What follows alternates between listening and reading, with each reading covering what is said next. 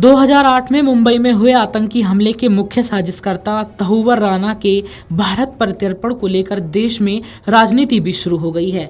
पूर्व में सत्ताधारी गठबंधन यूपीए के नेता और मौजूदा सत्ताधारी गठबंधन एनडीए की तरफ से इसका श्रेय लेने की होड़ मची हुई है। आपको बता दें कि कपिल सिब्बल ने भी अपनी प्रतिक्रिया दी थी। उन्होंने कहा कि तहुवर राणा को लाने में देरी हुई, लेकिन खुशी है कि आज वो हमारी हिरासत में है। यूपीए और मौजूदा सरकार के प्रयासों से मुजरिम हमारे सामने है।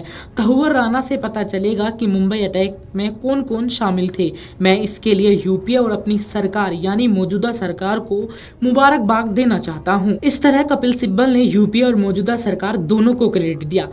आज तहुवर राणा हिंदुस्तान में पहुंच के उसकी हिरासत एनआईए की कस्टडी में 18 दिन की दी गई और जब से ये टेररिस्ट अटैक हुआ मुंबई में 26 नवंबर 2008 और 165 लोगों की जान चली गई, ताजमहल को जला दिया गया, जूइश कम्युनिटी पे आक्रमण हुआ, लोग मारे गए, रेलवे स्टेशन पे लोग मारे गए, ऐसा हादसा तो कभी पहले हुआ नहीं था और ये लाजमी था कि किसी तरीके से जो भी इस टेररिस्ट अटैक जिन्होंने भी कंस्पिरेसी की है उनको कानून के द्वारा सजा दी जाए। उस समय मुझे याद है, ये भी याद है कि यूपीए के दौरान में एनआईए का गठन हुआ। उससे पहले एनआईए थी नहीं, नेशनल इन्वेस्टिगेटिंग एजेंसी। चाहे आपको मालूम है कि सीबीआई सब देखती थी, लेकिन ऐसे हादसे और ऐसे हादसों के लिए एक नया कानून चाहिए था।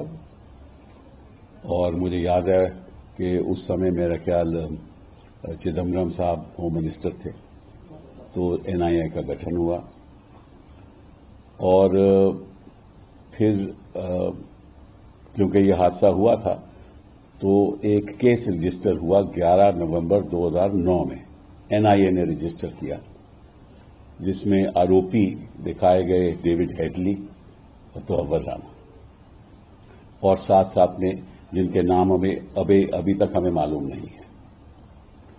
तो उसके बाद क्या हुआ कि एनआईए शिकागो में मुनव्वर राणा की अरेस्ट हुई, तहुवर राणा की अरेस्ट हुई शिकागो में। तो कहने का मतलब यह है कि जो भी सरकार, यूपीए की सरकार, हमारी ये सरकार, इनके प्रयासों से आज वो जो मुजरिम है हमारे सामने है।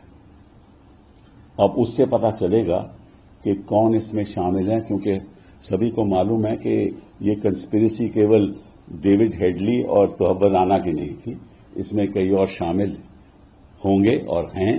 और मैं समझता हूं कि ये पता चलेगा कि पाकिस्तान की इस्टेब्लिशमेंट कौन कौन वैसे लोग थे जो इसमें शामिल थे। आपको बता दें कि 26/11 मुंबई के आरोपी तहुवर राणा के भारत प्रत्यर्पण पर कांग्रेस नेता दिग्विजय सिंह ने बड़ा ही चौंकाने वाला बयान दिया है। उन्होंने कहा कि तहुवर राणा 26/11 हमलों में शामिल था और इसका प्रत्यर्पण केवल संभव हो सका क्योंकि यूपीए सरकार ने सही समय पर उसका नाम जांच में डाला और उसे अमेरिका में गिरफ्तार किया गया। 14 साल की सजा पूरा करने के बाद उसे भारत प्रत्यर्पण किया गया है। इसमें कोई श्रेय मोदी जी को नहीं जाता। आइए सुनते हैं कि दिग्विजय सिंह ने क्या कुछ कहा। से 26/11 के अंदर षड्यंत्र में शामिल था ये व्यक्ति और उसका प्रत्यारोपण जो हुआ है, एक्सट्रेडिशन हुआ है, ये इसलिए हुआ है क्योंकि उस समय की यूपीए सरकार ने सही समय पर उसका इन्वेस्टिगेशन में उसका नाम उसका को पकड़ में आया, उसकी गिरफ्तारी हुई यूएसए में और यूएसए में गिरफ्तारी में उसको सजा हो गई।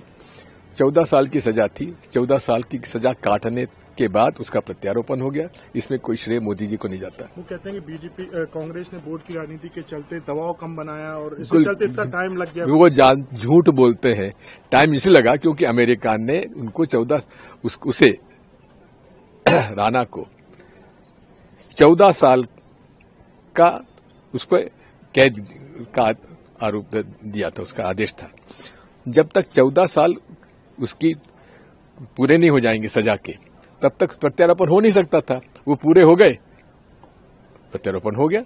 इसकी शुरुआत तो कांग्रेस पार्टी ने की थी और तत्कालीन गृह मंत्री जी चिदम्बरम जी का विस्तृत बयान है, आप जरा कांग्रेस पार्टी का उसको भी पढ़ लिया करो। अगर आप ये वीडियो YouTube पर देख रहे हैं तो हमारे चैनल को सब्सक्राइब कर बेल आइकन दबाएं और Facebook पर देख रहे हैं तो हमारे पेज को लाइक करें।